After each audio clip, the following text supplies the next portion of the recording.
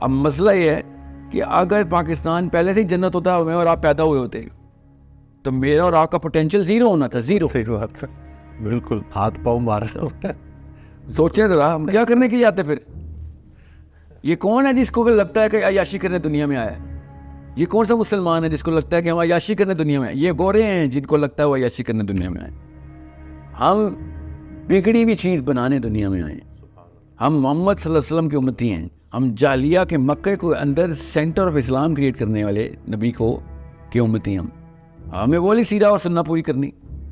میں شکر نہیں کر رہا ہوں کہ پاکستان اس تباہی میں گیا ہوا ہے, مگر اس کو اپرچونٹی ضرور سمجھ رہا ہوں کہ تمہیں اور کیا چاہیے تھا. میں نے فردوس دیتے کہ امپروو کرو, فردوس کو امپروو کریں ہم. اصلی مرد چاہیے جس کو اس طرح کی اپرچونٹی چاہیے. اصلی مردوں کو پتہ ہوتا ہے یہ اپرچونٹی ٹو شائن